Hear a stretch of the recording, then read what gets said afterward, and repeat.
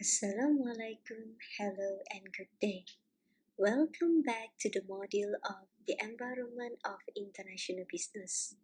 I'm Dr. Chu, the instructor of the module. In the previous video, we discussed what is culture and culture effects on international business. In this video, we are going to cover a new environment, which is the political and legal system environment.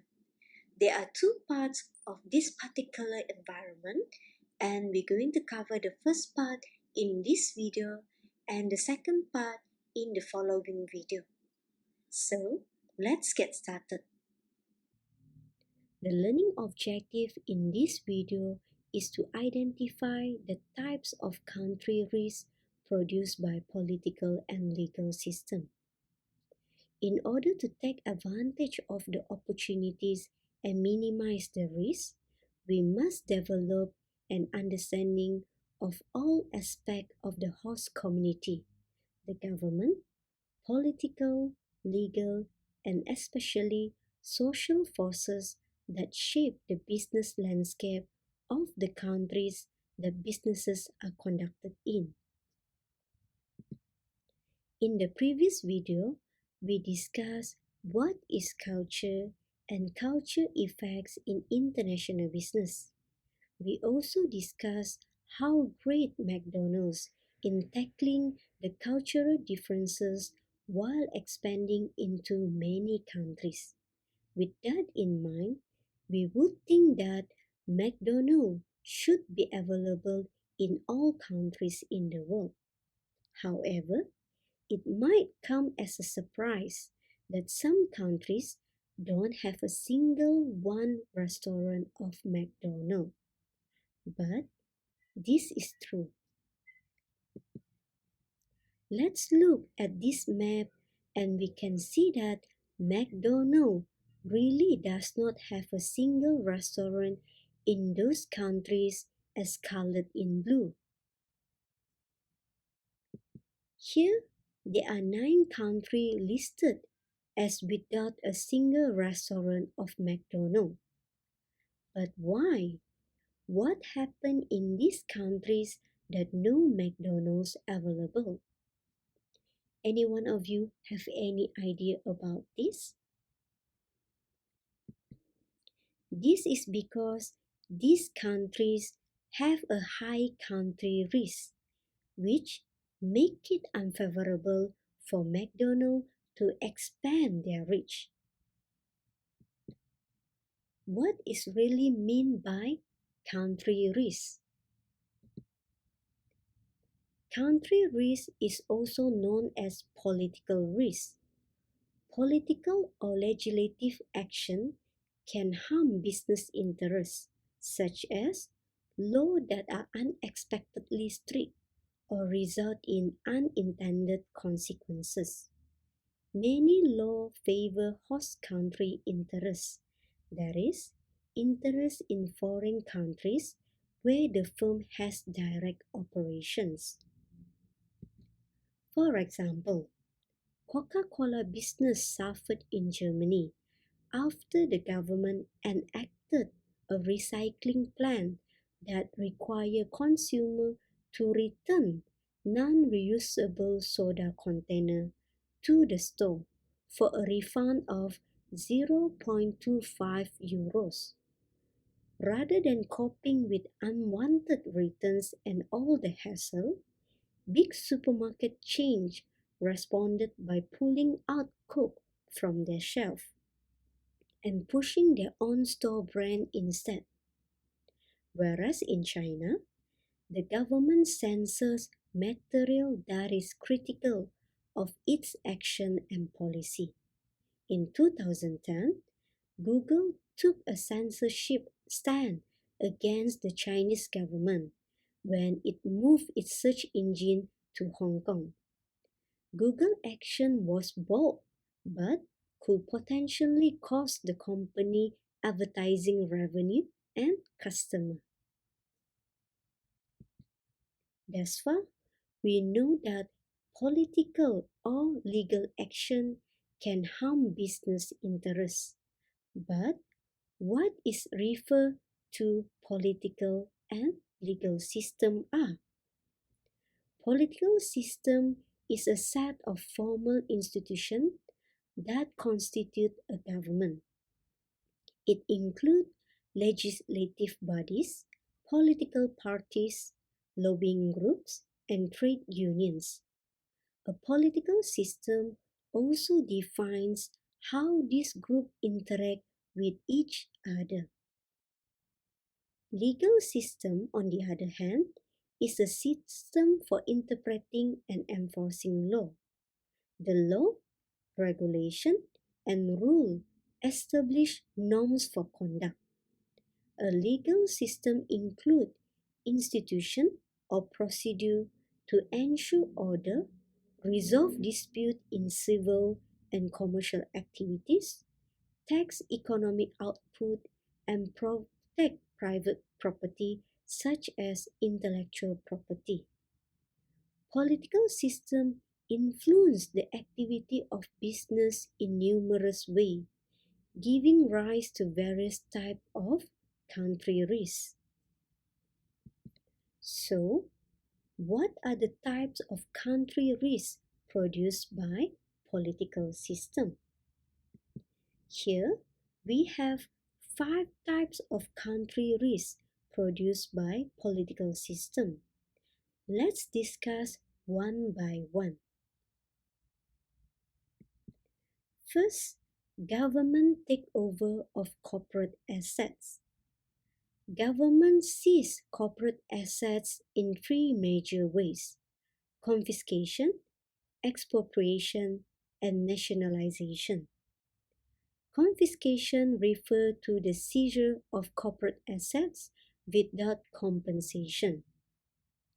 For example, in the 1980s, Zimbabwe dictator Robert systematically seized more than 5,000 farms owned by farmers of mostly European descent and redistributed the land to native Zimbabweans. Expropriation refers to the seizure of corporate assets with compensation. In Venezuela, ExxonMobil and ConocoPhillips were forced to abandon their multi-billion-dollar investment in the local oil industry. Nationalization refers to government takeover of an entire industry, with or without compensation. In Iceland, following the global financial crisis, federal government nationalized most of the country banking industry.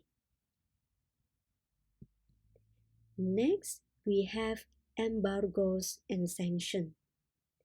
Government may unilaterally resort to sanctions and embargoes to respond to some offensive activities of foreign countries. Embargoes are official bans of export or import from a particular country to isolate or punish its government for disapproved policy or action. And this is a political punishment that more serious than sanction. In the US, they have enforced embargoes against Iran and North Korea when considered to be state sponsor of terrorism. Sanctions, on the other hand, are a type of trade penalty imposed by one or more countries. For example, tariff, trade barriers, import duties, and import or export quotas. Sanctions arise from unresolved trade or policy dispute, such as disagreement about the fairness of some international trade practice. Sanctions were used in the US to impose trade action on Iran and Syria. Boycotts against firms or nations. Boycotts refer to voluntary refusal to engage in commercial dealings with a nation or a company due to perception of inappropriate behavior. Boycotts and public protests result in lost sales, increased costs, and subsequent image restoration. Few examples of boycott happens around the world. In the US, American boycott French product following French decision not to support the US-led invasion of Iraq in the early 20s. In Malaysia, Malaysian boycott Israeli product. In the Middle East, Arab boycott Indian product.